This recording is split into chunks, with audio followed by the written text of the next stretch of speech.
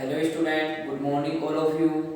कैसे हैं आप लोग? उम्मीद करता हूं कि आप सभी भगवान की कृपा से सही हो और अपनी पढ़ाई के प्रति सजग और सतर्क हो और अपने लक्ष्य के प्रति जागरूक हो और आप ऐसे ही मेहनत करते रहो ताकि आपको अपना लक्ष्य एक दिन जरूर मिल सके।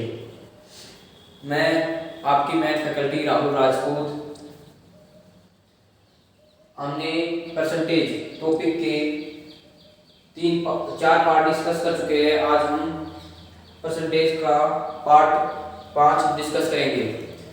आज हम वैरायटी बेस्ड क्वेश्चन करेंगे जिनमें मैंने आपको 5 टाइप बताए थे, जिनके 2 टाइप के क्वेश्चन हम कल कर चुके हैं और आज हम टाइप 5 का ही टाइप 3 डिस्कस करेंगे।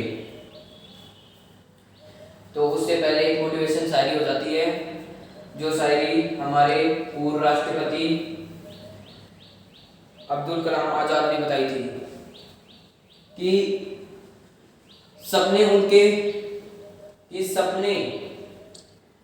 वो नहीं होते हैं जो रात को सोने के बाद देखे जाते हैं। कि सपने वो नहीं होते हैं जो रात को सोने के बाद देखे जाते हैं।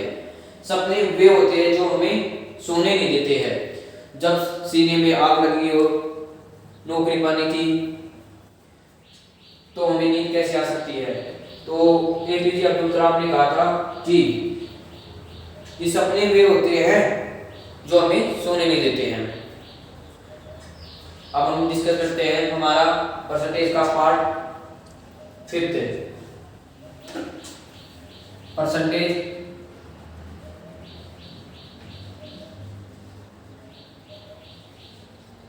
पार्ट 5। इससे पहले मैं मेरे चैनल का इंट्रोडक्शन देना चाहता हूँ। मेरे यूट्यूब चैनल का नाम है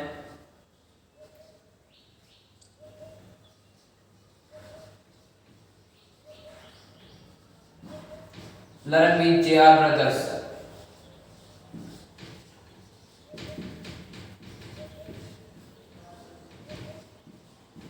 लर्न विद जेआर ब्रदर्स,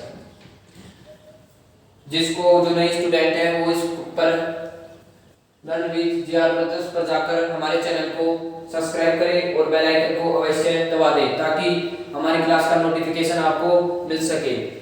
और जो भी हम क्लास में आपको नोट्स करवाते हैं उसका पीडीएफ प्राप्त करने के लिए आप हमारे Telegram channel learn with JR brothers पर जाकर उसको ज्वाइन करें ताकि आपको मैथ और रीजनिंग के नोट्स पीडीएफ के रूप में अवेलेबल हो सके। हमारे टेलीग्राम चैनल है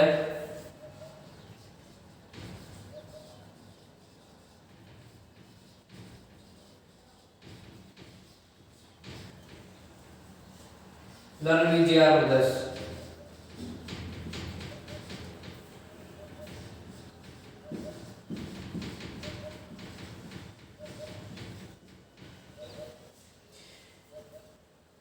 यदि आपको कोई भी टेक्निकल इश्यू है तो हमारे हेल्पलाइन नंबर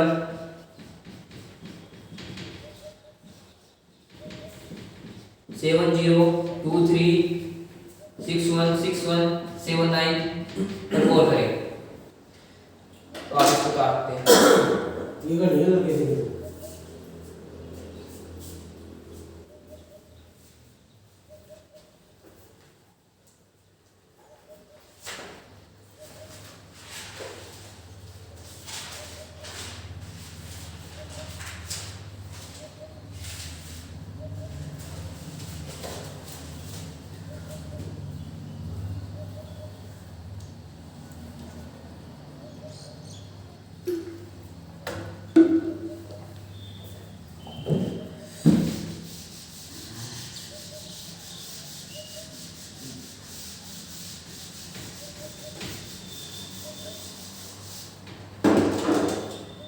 हमने कल वैरायटी बेस 2 टाइप डिस्कस कर लिए थे। एक तो पॉपुलेशन बेस,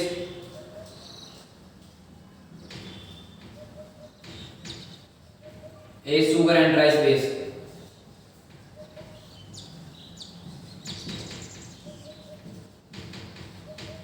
आज हम बात करेंगे इलेक्शन बेस, चुनाव पर आधारित।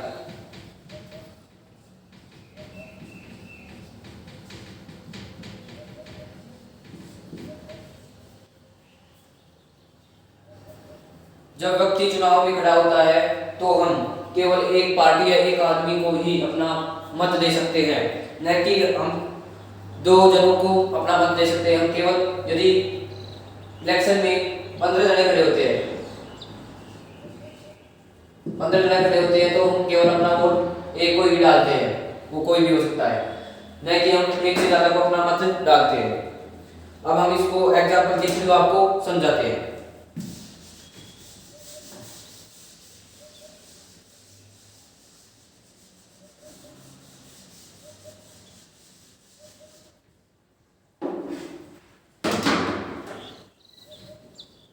प्रश्न,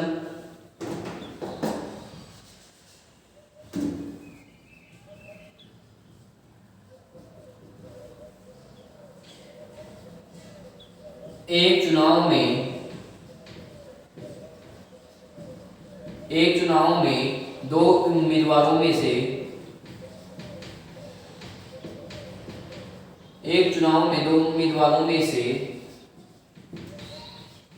एक व्यक्ति को 60% वोट प्राप्त होते हैं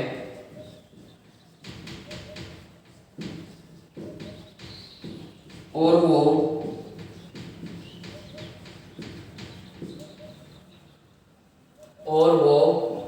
2240 वोटों से जीत जाता है।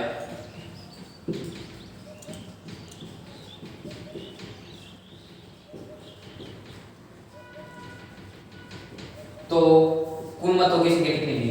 तो कुल वोटों या मतों की संख्या कितनी थी?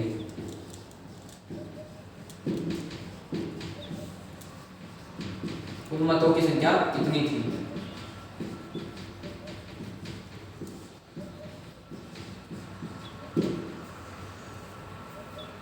अब इसको करिएगा, एक चुनाव में दो उम्मीदवारों में से एक व्यक्ति को 60% वोट प्राप्त होते हैं और वो 2240 वोट से जीत जाता है, तो कुल मतों की संख्या कितनी थी?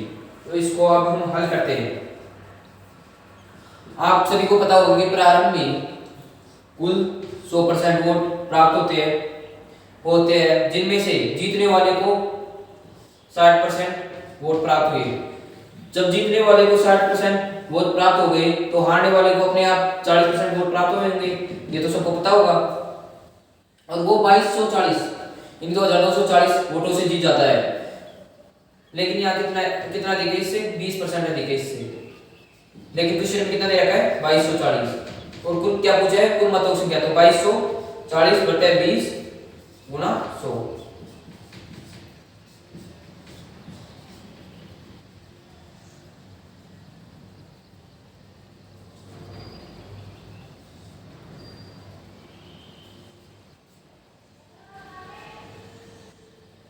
तो 12200 वो मत, कुल मतों की संख्या।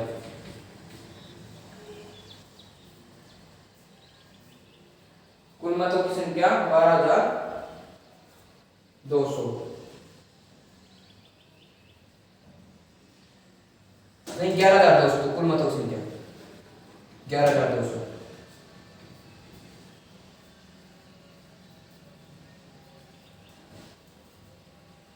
आपने कर लिया होगा, हम उम्मीद करते हैं।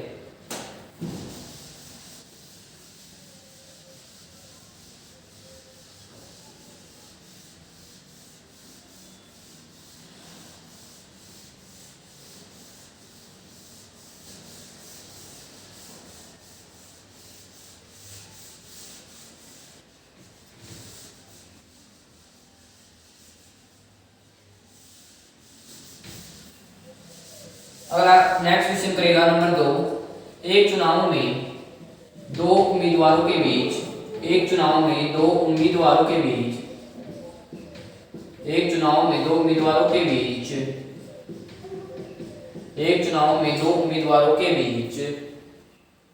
20% मतदाता ने मत नहीं दिया। नहीं डाला। सफल सफल मतदाताओं में सफल मतदाताओं में से में कुल मतदाता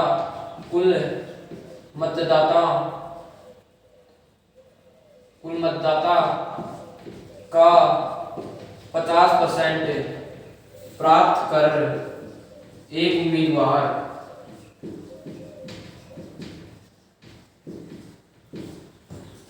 50% मत प्राप्त कर एक उम्मीदवार 1600 मतों से जीत जाता है तो कुल मतों की संख्या कितनी होगी? तो कुल मतों की संख्या कितनी होगी?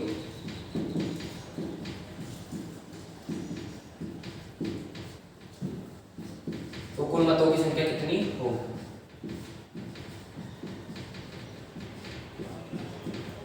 एक चुनाव में दो उम्मीदवारों के बीच 20% मतदाता ने मत नहीं डाला। सफल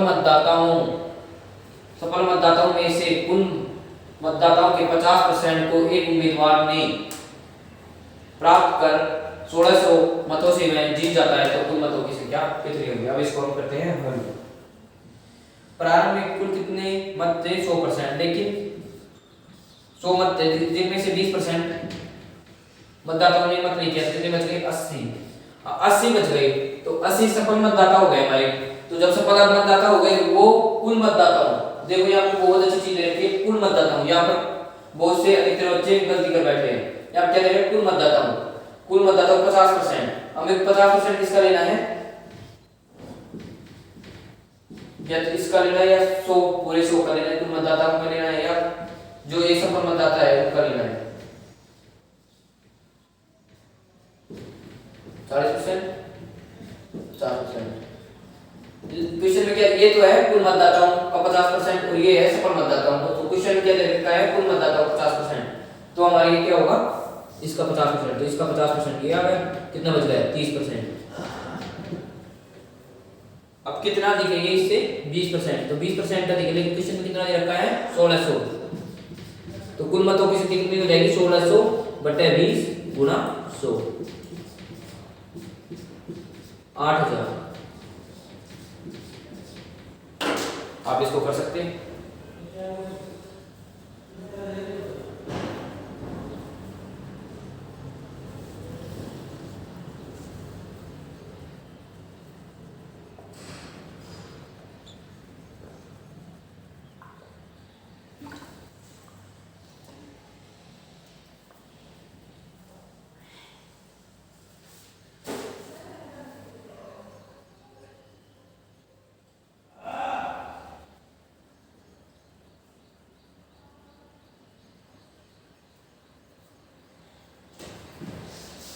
अब हम करते हैं नेक्स्ट क्वेश्चन।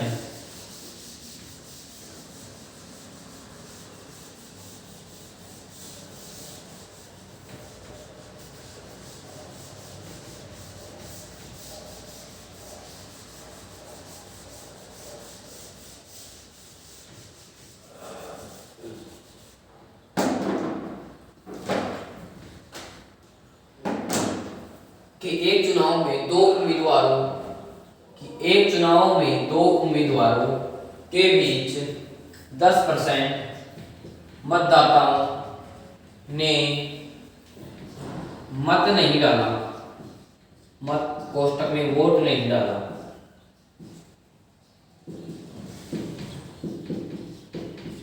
एक चुनाव में दो उम्मीदवारों के बीच 10% मतदाताओं ने वोट नहीं डाला। पराजित मतदाता को पराजित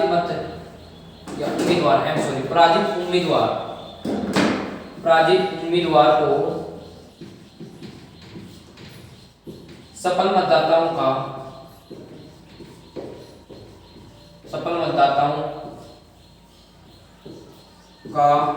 40% प्राप्त हुआ और अन्य उम्मीदवार, दूसरा उम्मीदवार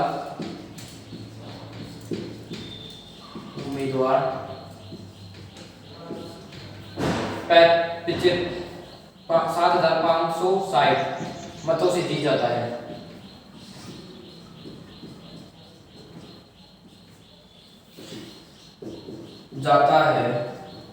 तो कुल मतों से कितनी हुई?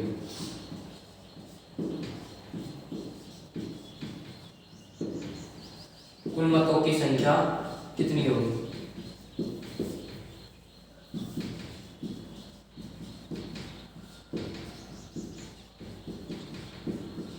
आप इसको करिएगा, मैं इतने इसमें पेन में शाही डाल देता हूँ थोड़ी सी।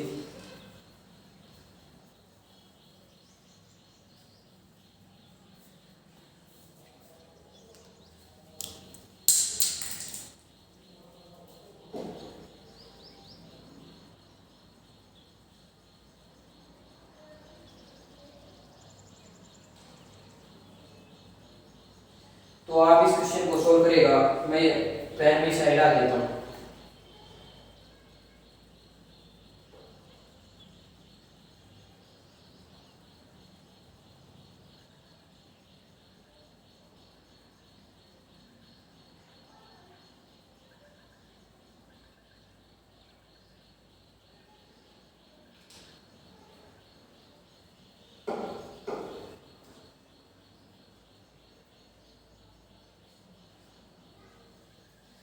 हल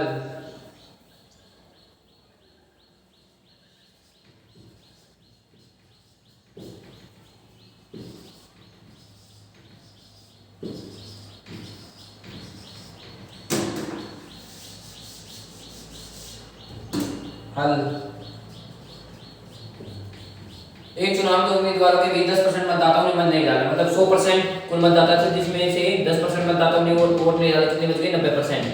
जिनमें से पराजित मतदाताओं को 40% वोट प्राप्त हुआ, तो 90 का 40 कितना हो जाएगा? 36%। 36। और बाकी 60% किसको प्राप्त हुआ? जीतने वाले को। कितना प्राप्त हुआ? 54%। 54 यानी कि 36 तो पराजित को प्राप्त हुआ और 54 जीतने वाले को प्राप्त हुआ। लेकिन दूसरा उम्मीदवार इतने मतों से जीत जाता है। इसमें क्या दे रखा है? 18, लेकिन क्वेश्चन में कितने दे रखा है? 7560, यानी कि कुल मतों की संख्या कितनी हो जाएगी? 7560 अपॉन 18 गुणा 100।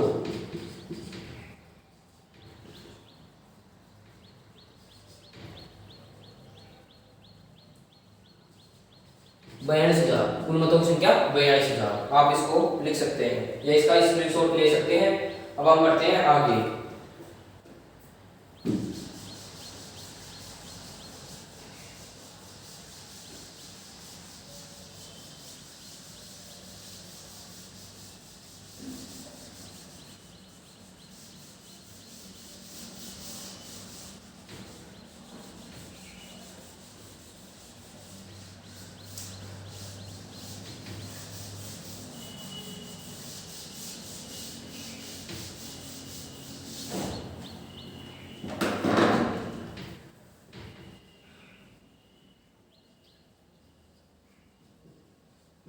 एक चुनाव में दो उम्मीदवारों के बीच एक चुनाव में दो उम्मीदवारों के बीच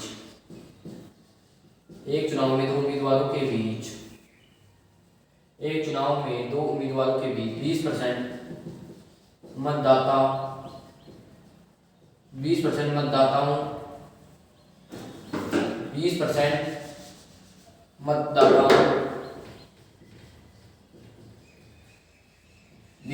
मतदाताओं ने मत नहीं डाला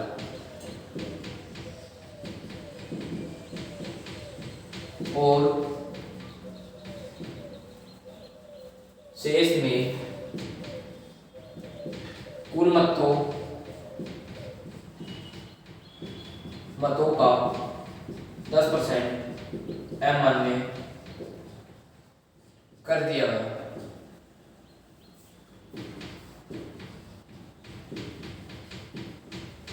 सफल उम्मीदवार को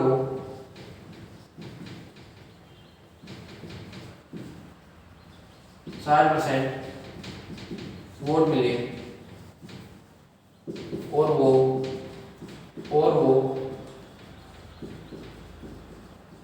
3080 मतों से जीत गया।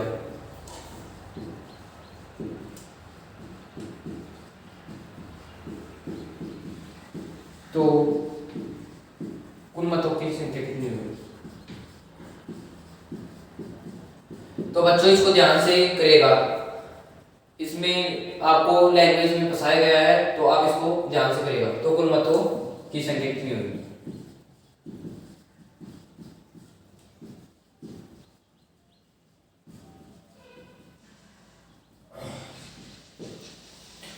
एक चुनाव में दो उम्मीदवारों के बीच 20% मतदाताओं ने मत नहीं डाला और शेष जो जितने रह गए उसमें कुल मतदाताओं मतों का 10% अमान्य कर दिया गया। तो सफल उम्मीदवार को 60% वोट मिले 60% वोट मिले और वो 3080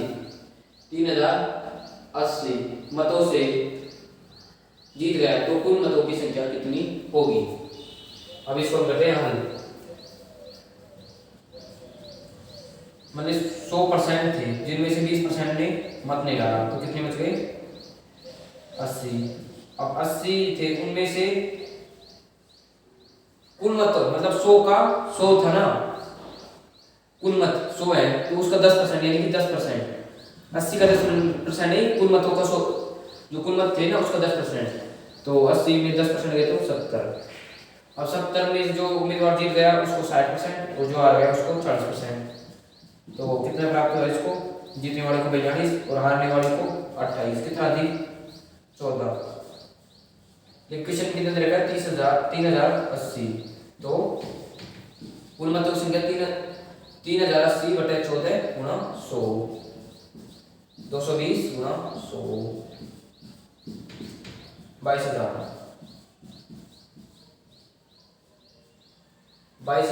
मत प्राप्त हुए।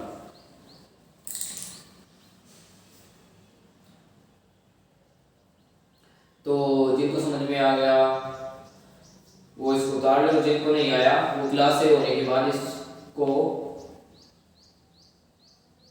फिर से देखेंगे, क्योंकि मैथ में जो क्वेश्चन आपको समझ में नहीं आता है तो उसको बार बार निकालने से वो क्वेश्चन आपको आसानी से आ जाता है। एक बार नहीं तो दो बार नहीं तो 3 बार वो क्वेश्चन आपको अवश्य आ जाता है।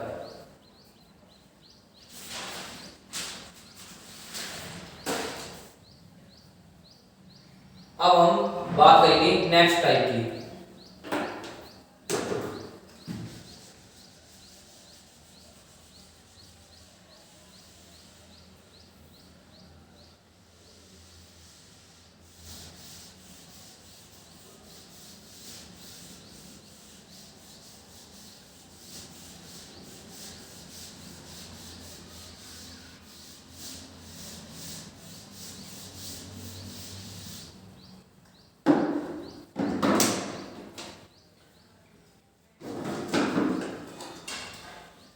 अब टाइप 6 का टाइप हो सैलरी बेस्ड, आय पर आधारित। आपको पता होगा एक होती है सैलरी आय जो आपके खर्च प्लस बचत पर आधारित होती है। खर्च और बचत को जोड़ देने पर हमें अपनी आय का अंदाजा लगता है, या आय से हमें जो खर्च होता है और जो बचत होती है वही हमारी आय होती है। माना कि हम 150 रुपये कमाते हैं और 100 रुपये खर्च कर देते हैं तो हमारे पास बचत कितनी होगी? 50 रुपये की। यानी कि जो आय होती है वो खर्चा प्लस बचत दोनों के योग के बराबर होती है। जो आय हमारी सेविंग, हमारी एक्सपेंड खर्चे और बचत सेविंग के योग के बराबर होती है। यदि हम महीने के 1 लाख रुपए कमाते हैं और हमने 70,000 रुपये हम खर्च कर देते हैं और 30,000 रुपये बचाते हैं तो 17,000 हमारा क्या हो जाएगा? एक्सपेंड खर्चा, और 30,000 रुपये हमारा क्या हो जाएगी? सेविंग बचत। तो आप इस उदाहरण से समझ गए होंगे। अब हम आपको आय पर आधारित क्वेश्चन एग्जाम्पल के थ्रू समझाते हैं।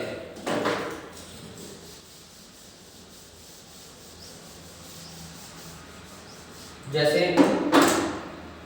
एक व्यक्ति की आय है तो वो अपनी आय का 78% खर्च कर देता है और फिर उसके पास 6600 रुपए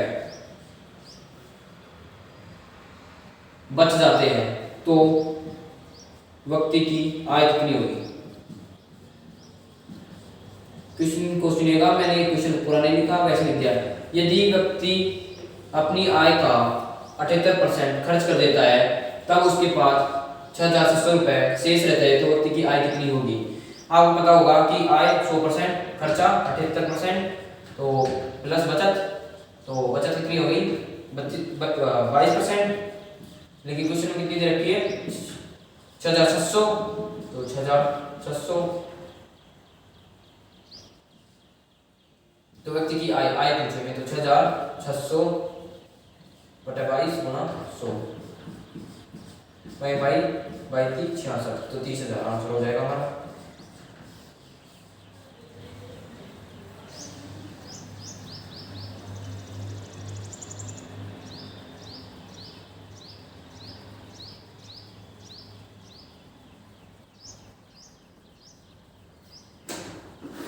अब हम इसका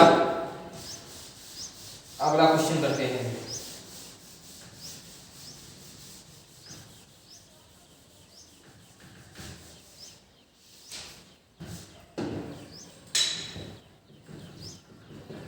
कि महेश अपनी आय का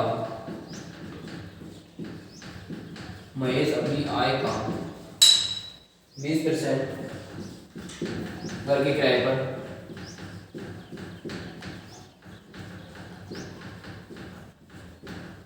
25%, महेश अपनी आय का 20% घर के किराए पर, 25% बच्चों की शिक्षा पर,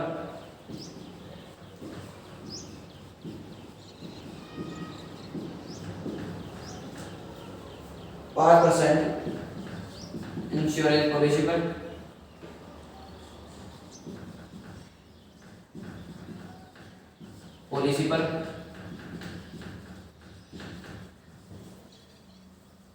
17% उसके अन्य खर्चे हैं।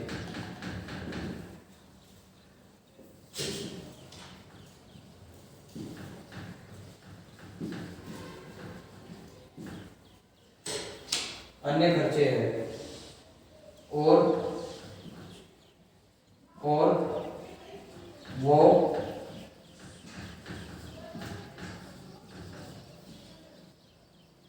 5115 रुपए की बचत कर लेता है।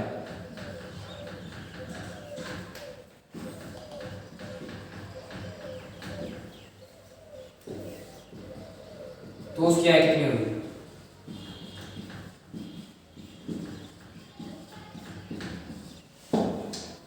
अब इसको हम करेंगे हल।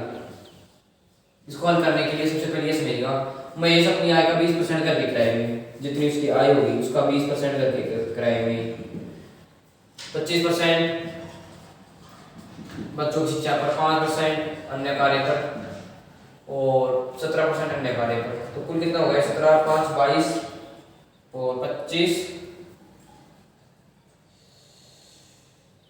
22 और 25 47 और 20 67% खर्च कर देता है। यानी उसकी जो बचत थी 100%, उसका 67% खर्च कर देता है, यानी 33% उसकी बचत होती है।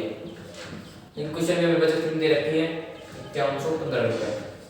जो हमारा आय होगी वो होगी रुपए में 5115 बटे 33 गुना 100, 1550, तो 15,500 रुपये। तो हमारी आय होगी, यानी कि महेश की आय होगी 15,500 रुपये। तो आप इसको उतारिएगा, हम आपको 2 मिनट का वक्त देते हैं, इतने में हम पानी पी लेते हैं।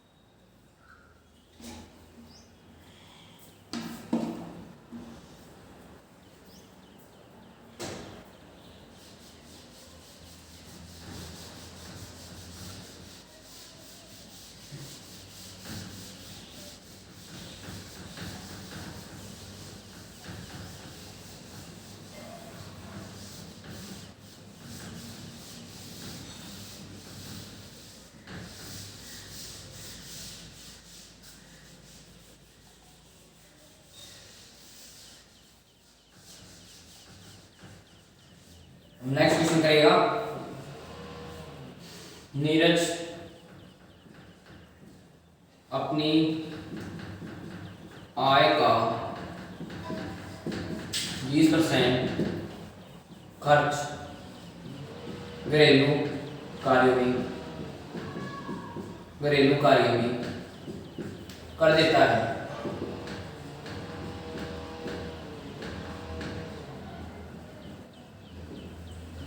नीरज अपनी आय का 20% खर्च घरेलू कार्य में कर देता है, फिर शेष आय का,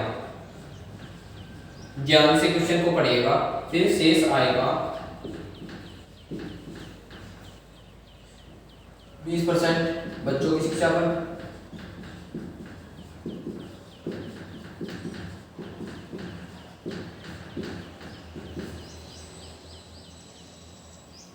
15%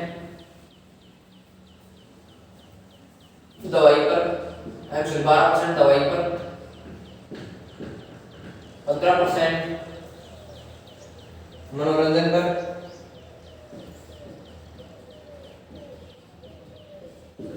18% यातायात पर,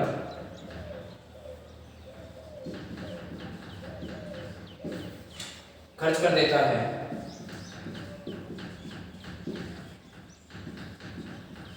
तो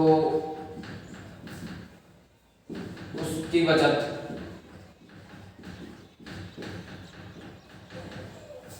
उसकी बचत 9,800 रुपये होती है।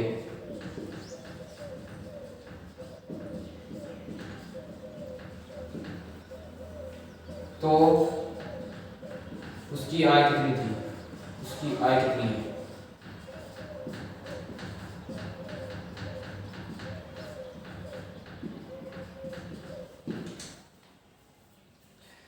आप करिएगा इसको, नीरज अपनी आय का 20% खर्च घरेलू कार्य में कर देता है, फिर शेष आय का 20% बच्चों की शिक्षा पर, 12% दवाई पर, 15% मनोरंजन पर, 18% यातायात पर खर्च कर देता है। तो उसकी बचत 9,800 रुपये होती है। तो उसकी आय कितनी है? तो उसकी आय कितनी है?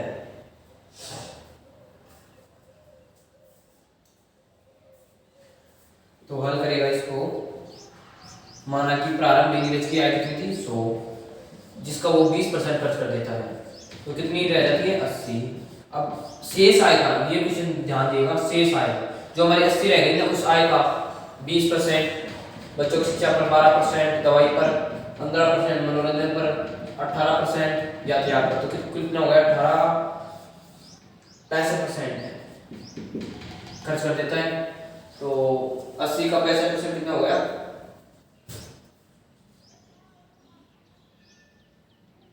52, यानी कि 52 खर्च कर देता है और 28, 52 और 28,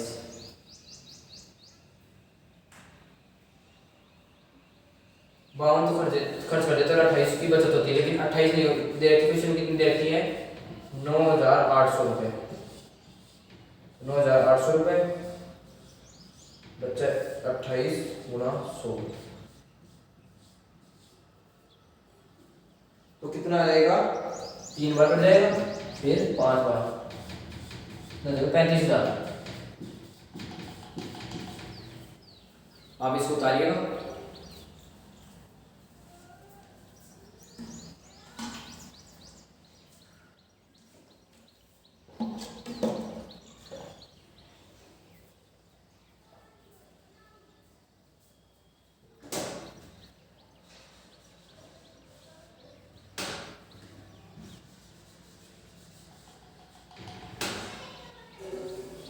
कुल कितना हो गया? 65%, 65% तो 80 का 65% कितना होगा? 52।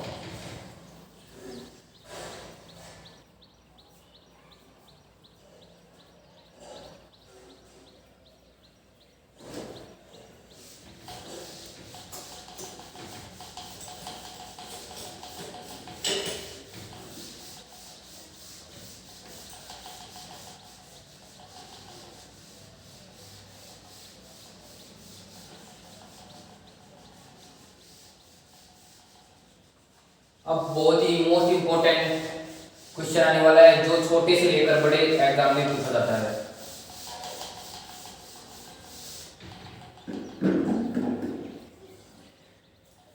यदि कोई व्यक्ति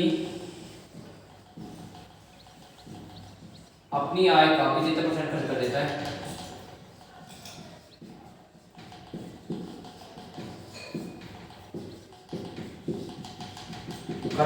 है,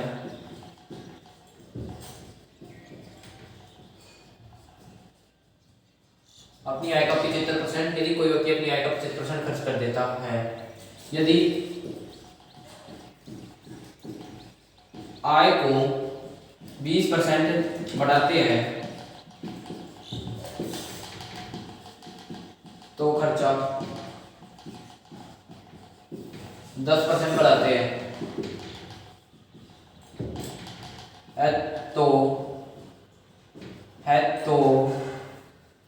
बचत कितने प्रतिशत बढ़ेगी?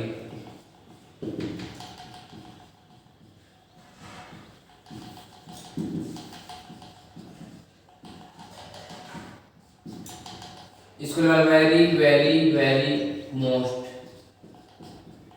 सुपर डुपर, जो ये हमारा क्वेश्चन है वो छोटे से लेकर बड़े एग्जाम तक पूछा गया है।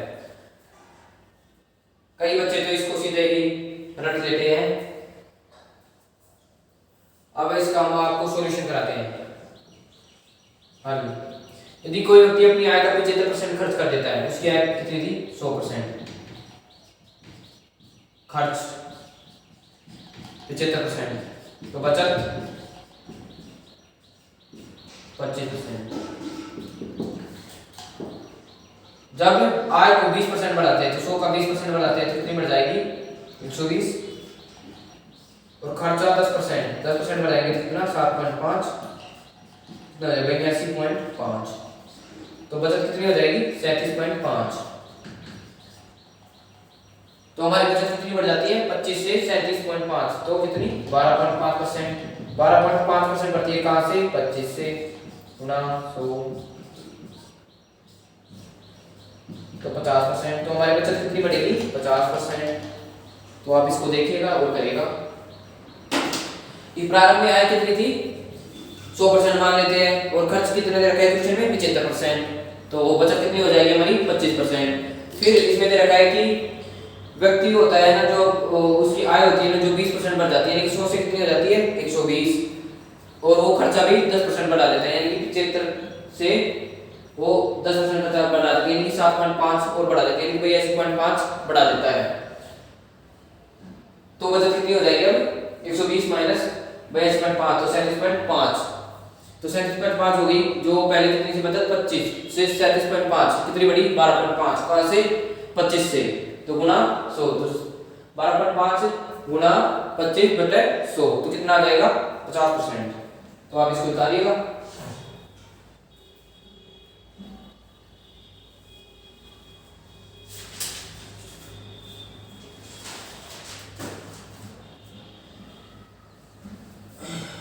अब हम नेक्स्ट टाइप 5 डिस्कस करेंगे, एग्जाम बेस्ड।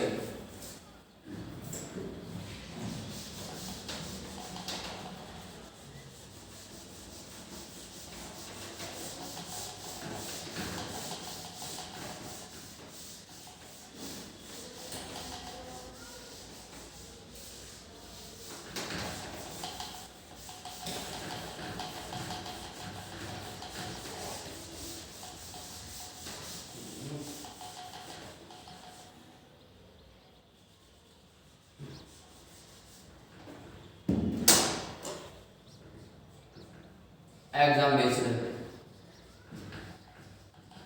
परीक्षा पर आधारित। यदि कोई भी परीक्षा होती है तो उसमें कुछ नंबर होते हैं जिस पर व्यक्ति को पास कराया जाता है और फेल भी करा जाता है। यदि हम पास मार्क नंबर नहीं आते तो हम पास हो जाते हैं, और पास मार्किंग से थोड़ा नीचे आ जाते हैं तो हम फेल हो जाते हैं। देखिए समझिएगा, एक परीक्षा होती है जिसमें न्यूनतम अंक होते हैं जो कितने होते हैं? 0%, और मैक्सिमम होते हैं अधिकतम कितने होते हैं? 100%, और यहाँ पे मान लो पासिंग मार्क, पास नंबर होते हैं। जैसे हमारे बोर्ड एग्जाम ये राजस्थान का, उसमें पासिंग मार्क 33% दे रखा है, लेकिन कंपटीशन एग्जाम में ऐसा नहीं होता है। बहुत से लड़के होते हैं जो 9वीं 10वीं 11वीं 12वीं इनमें पास हो जाते हैं, लेकिन कंपटीशन एग्जाम में पास नहीं हो पाते हैं। तो यदि कोई व्यक्ति यहाँ तक आएगा तो वो क्या माना जाएगा, फेल, इस कैटेगरी के बीच में आएगा, और यहाँ से यहाँ आएगा तो पास। तो इन क्वेश्चन को करने का एक तरीका है, वो है समानता का अधिकार। अब कुछ स्टूडेंट पूछेंगे कि ये समानता का अधिकार क्या है। इस समानता के अधिकार के अनुसार, पॉलिटी वाला समानता अधिकार नहीं है, ये मेरा दिया हुआ समानता अधिकार है, कि समानता का अधिकार के अनुसार कि सभी को हमें इस बिंदु पर लाना होता है, पास मार्किंग। जैसे कोई व्यक्ति है, उसको पास मार्किंग से 40 नंबर अधिक प्राप्त हो गए, तो हम उसके नंबरों में से 40 नंबर घटा लेंगे और उसको पास मार्किंग नंबर तक ले आएंगे। यदि किसी व्यक्ति है, कोई भी लड़का है लड़की है, वो फेल हो गया 10 नंबर से 20 नंबर से, तो हम उसको 20 नंबर देकर पास करवा देंगे, इनके हम सबका भला कर देंगे। तो हमें कहाँ तक लाना है, पास मार्किंग तक, यानी कि इस बिंदु पर लाना है।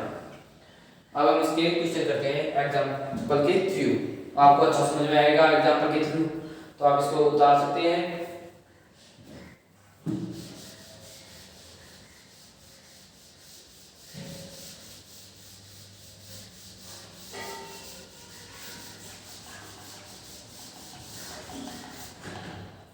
प्रश्न, महेश के परीक्षा में महेश के परीक्षा में 51% अंक प्राप्त हुए। महेश के परीक्षा में 51% अंक प्राप्त हुए, जो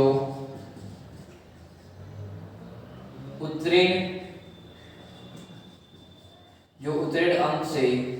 अंकों से 9% अधिक है।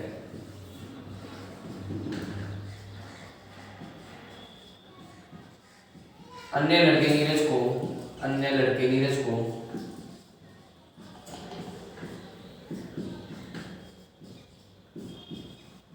34% अंक प्राप्त हुए। अंक प्राप्त होकर प्राप्त करता है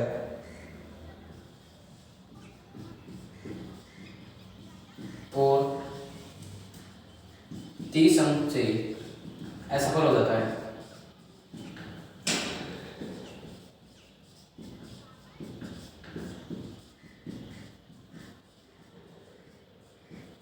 अंकों से असफल हो जाता है।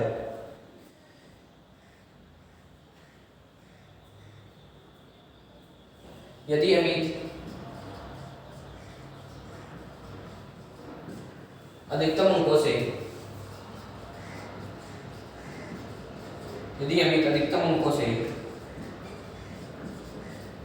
यदि अमित अधिकतम अंकों से 50% अंक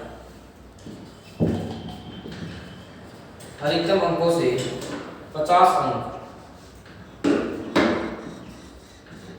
कम प्राप्त करता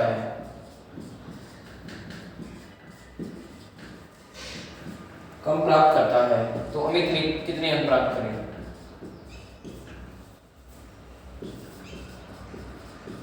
अमित ने कितने अंक प्राप्त करें?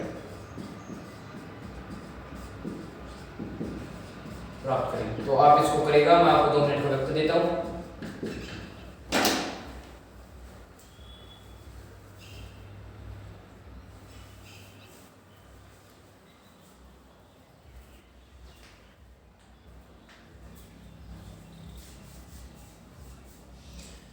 कि भाई किस्मत का कभी कभी भरोसा नहीं किया जा सकता। किस्मत और औकात इंसान की कभी भी बदल सकती है, तो हमेशा लोगों के साथ अच्छा व्यवहार बना के रहो। ये जिंदगी तो कुछ दिनों की होती है, लेकिन अपना नाम इस कदर बना जाओ कि आपको युगों तक याद रखा जाए। जैसे डॉक्टर APJ अब्दुल कलाम हुए, उनको युगों तक याद रखा जाएगा। उन्होंने देश के लिए विज्ञान के क्षेत्र में अनेक उपलब्धियां भारत को ही नहीं पूरी दुनिया को दी है। तो हम अब इस क्वेश्चन को हल करते हैं। हल महेश की परीक्षा में 51% अंक प्राप्त हुए, तो उत्तीर्ण अंकों से 9% अधिक, तो अधिक प्राप्त हुए तो इसे पासिंग अंक तक लाने के लिए 9% कम करना पड़ेगा, तो -9%। और अन्य लड़के नीरज को 34% अंक प्राप्त हुए, 34% अंक प्राप्त हुए और 30 अंकों से असफल हो गया, तो उसे सफल बनाने के लिए, उसे पास कराने के लिए हमें 30 नंबर और देंगे, यानी कि हम सबका भला करेंगे। तो यह कितना हो जाएगा, 42% बराबर 34% बराबर 30, तो 8% बराबर 30, तो 100% बराबर 30 गुना 100/8 12.5, तो कितना हो जाएगा 375। और अमित को कितने अंक प्राप्त हुए, अधिकतम अंक कितने हैं, 100% से 50 अंक कम, तो 100% अंक कितने हैं, 375 -50 325। तो आप इसको करेगा।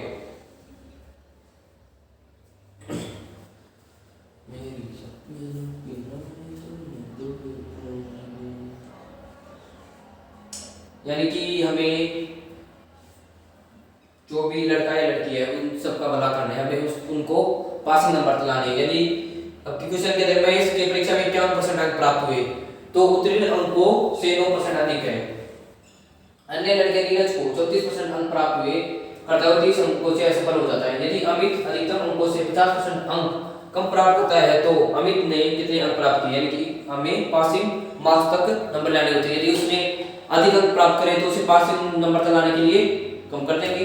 यदि उसने कम, यानी कि कितने भी अंक कम प्राप्त किए, पासिंग से वो फेल हो जाता है, तो उतने अंक उसको दे देंगे, उसको हम पास करा देंगे, यानी कि सबका भला करेंगे। जो सबका भला करेगा उसका भगवान भला करेगा। तो मैं उम्मीद करता हूँ कि आपने ये क्वेश्चन कर लिया होगा। अब बढ़ते हैं नेक्स्ट।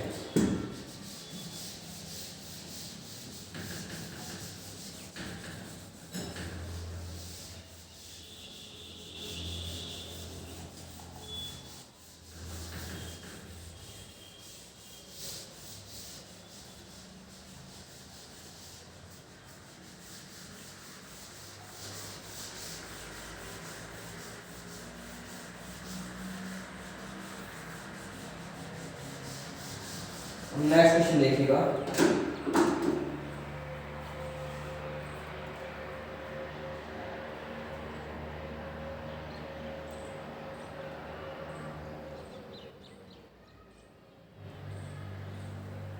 प्रश्न, तीनों को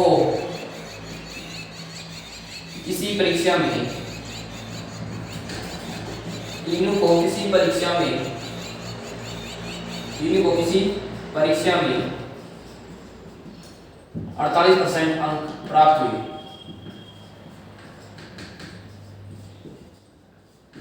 कि तीनों को किसी परीक्षा में 48% अंक प्राप्त हुए, जो कि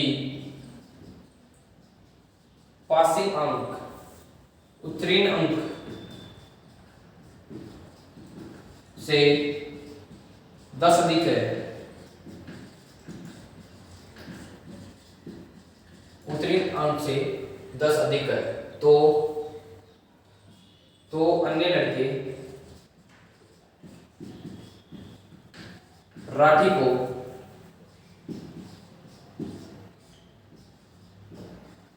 तो अन्य लड़के राठी को 54% अंक प्राप्त हुए, जो कि उत्तीर्ण अंक से, जो कि उत्तीर्ण अंक से 40 अधिक है।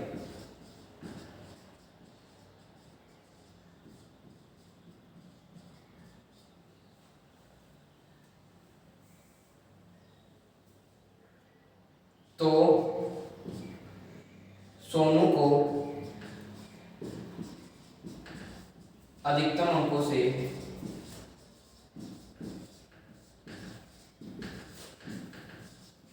अधिकतम अंक से 20 अंक कम प्राप्त हुए।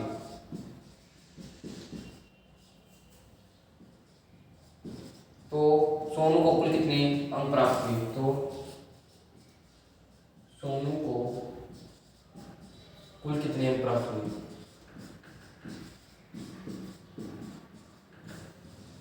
अंक प्राप्त हुए।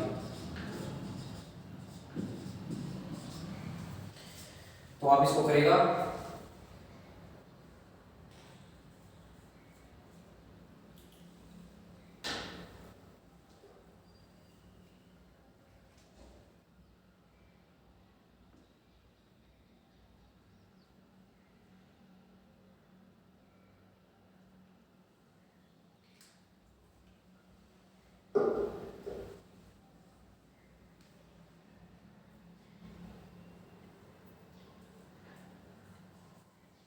अब हम आपको इसका सॉल्यूशन कराते हैं, हल। इन तीनों को 48 अंक प्राप्त हुए, 48% अंक, जो कि उतने अंक से 10% अधिक है।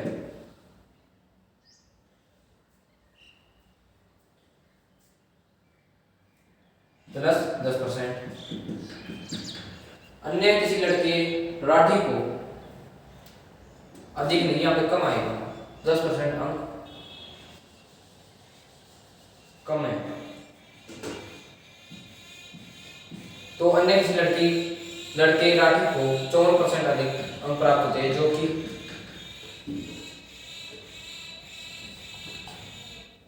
जो कि यहाँ पर अधिक ही आएगा। आई एम सॉरी अधिक। I am also confuse. अधिक, तो अधिक प्राप्त हुए तो उसे पासिंग नंबर लाने के लिए यहाँ से माइनस करते हैं। अन्य लड़के राठी को 54% अंक प्राप्त हुए, तो 54% अंक प्राप्त हुए, और जो कि उत्तीर्ण अंक से 40 अधिक है, तो 40 अधिक है तो पासिंग तक लाने के लिए 40 कम करेंगे। तो सोनू को अधिकतम अंक से 20 अंक प्राप्त हुए हैं, यानी कि सोनू है उसको अधिकतम अंक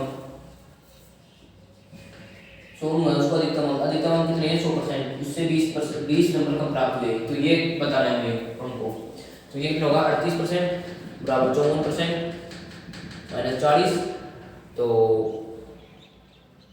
16% बराबर 40, तो 100% बराबर 40 अपॉन 16 गुना 100, 20/8 12.5 250। तो सोनू को जो प्राप्त होंगे वो 100% कितना है? 250 माइनस 20 230 नंबर। और आप इसको करिएगा।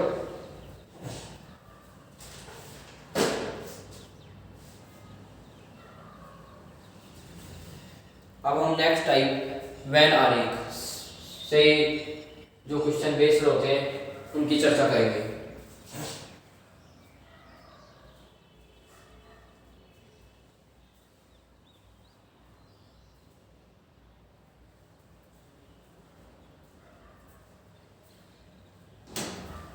मैं उम्मीद करता हूँ कि आपने इसको लिख लिया होगा।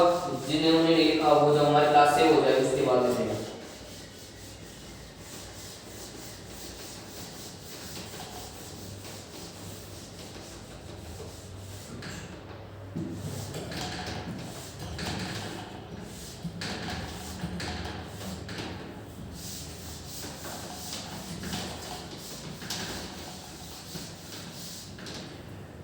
अब हम बात करेंगे व्हेन आरेख से संबंधित question, Venn diagram. Venn diagram को आप एक एग्जांपल के थ्रू समझिएगा। मान लो कि मेरी क्लास में लाइव विद्यार्थियों की संख्या 100 है। अब मैं आपसे पूछूं चूरमा कितने लोगों को पसंद है, तो 80 स्टूडेंट विद्यार्थियों को चूरमा पसंद है। और मैं पूछूं मालपुआ कितने लोगों को पसंद है, तो 60 विद्यार्थियों को मालपुआ पसंद है। उन्होंने बताया कि चूरमा 80 लोगों को पसंद है और मालपुआ 60 लोगों को पसंद है। मैंने और विद्यार्थी को कितने 100। जब मैंने इनका टोटल किया तो ये आया 140, क्योंकि विद्यार्थी तो 100 है, लेकिन जो वस्तु आ रही है इनकी चूरमा 80 का और मालपुआ 60 का, 60 जनों का आ रहा है तो 140, ये 40 अधिक कहाँ से है? ये 40 अधिक कोई मेरे जैसे होते हैं जो चूरमा का नाम सुना तो चूरमा में भी हाथ उठा लिया, और मालपुआ का नाम सुना तो मालपुआ में भी हाथ उठा लिया। अब हम आपको बताएं इसका वेना रेट। माना कि ये जो दोनों कॉमन है वो कितने 40, क्योंकि ये 40 अधिक जा रहे हैं, जो ये यहाँ पर है तो 40। मान लो ये किसके चूरमा वाले, चूरमा, और ये मालपुआ। चूरमा वाले कितने 80, 40 यहाँ आ गए तो कितने बच गए 40, और मालपुआ वाले कितने 60, 40 यहाँ पे आ गए तो कितने बच गए 20। अब मैं ऐसे बोलूं कि केवल चूरमा को पसंद करने वाले कितने हैं, तो केवल चूरमा को पसंद करने वाले कितने हैं 40। अब ऐसे केवल मालपुआ को पसंद करने वाले कितने लोग हैं तो 20, और दोनों को पसंद करने वाले कितने हैं चूरमा और मालपुआ को 40। तो वेन डायग्राम होता है जो हमें संपूर्ण जानकारी दे देता है। तो कुल कितनी स्टूडेंट हो गई, ये 40 + 40 80 + 20 100।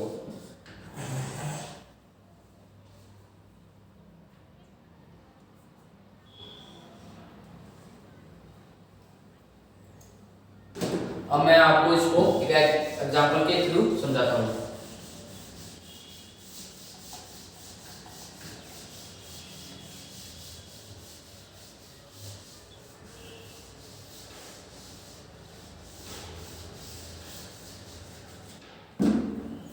प्रश्न, किसी परीक्षा में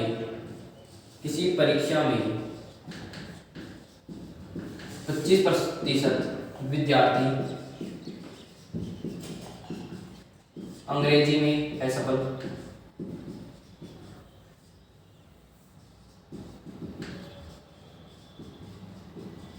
तथा 35% विद्यार्थी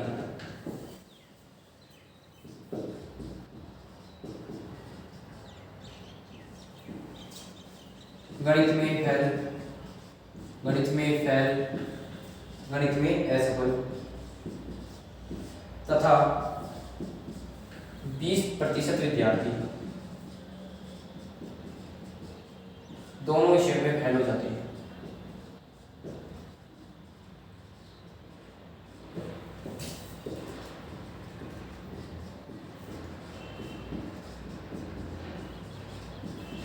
हैं। तो दोनों विषयों में पास होने वाले विद्यार्थियों की संख्या, तो दोनों विषयों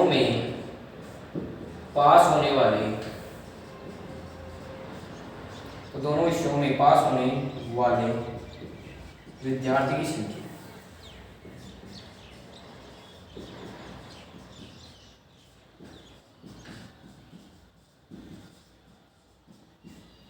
संख्या बताइए। जो वेन डायग्राम होता है वो सेम वेन में बढ़ता है, जैसे असफल और फेल या असफल। यदि यहाँ पर सफल आ जाता तो डायग्राम नहीं बनता, उसको हमें असफल में बदलना होता। अब आप इसको करिएगा तो हल,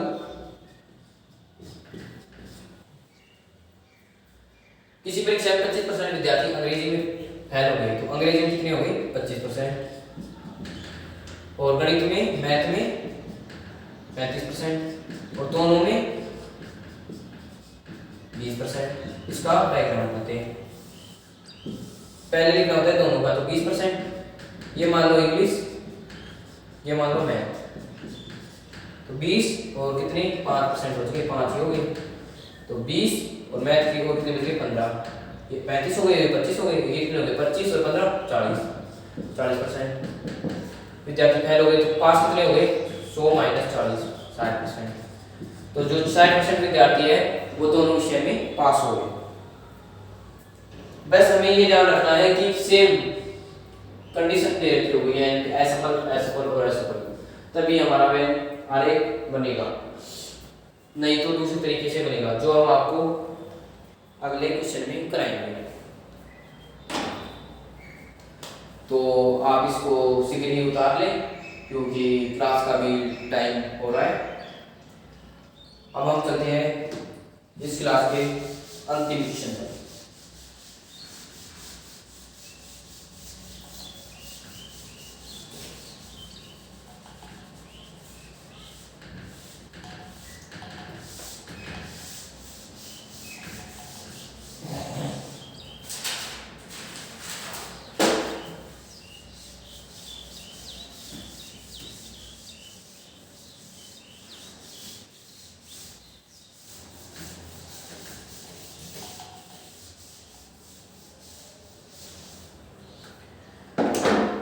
हमारी क्लास का अंतिम क्वेश्चन, आज का अंतिम क्वेश्चन प्रश्न, एक सर्वे में पाया गया कि एक सर्वे में पाया गया कि 58% विद्यार्थी कॉफी पसंद करते हैं, पीने वाली कॉफी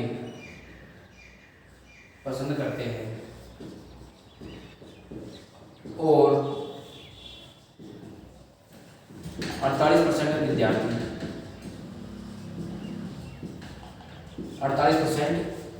विद्यार्थी चाय पसंद करते हैं।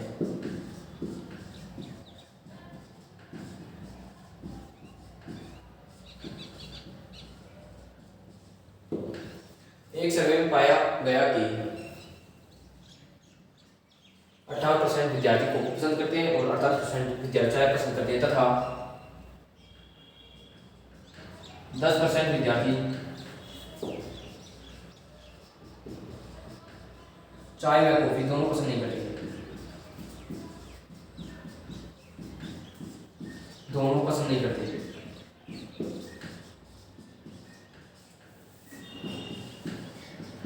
नहीं करते हैं। तो दोनों कौन? चाय या कॉफी।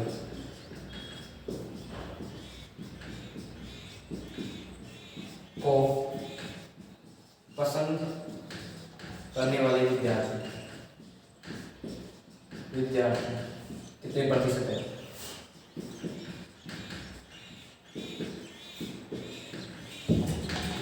प्रतिशत है।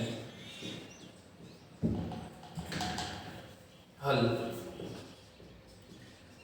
अब इसको क्वेश्चन को ध्यान से पढ़िएगा। इसमें आपको थोड़ा घुमाया गया है कि एक सर्वे पाया गया कि 58% विद्यार्थी जो कि कॉफी पसंद करते हैं, 48% विद्यार्थी जो कि चाय पसंद करते हैं, और 10% विद्यार्थी हैं जो न तो चाय पसंद करते हैं न ही कॉफी पसंद करते हैं।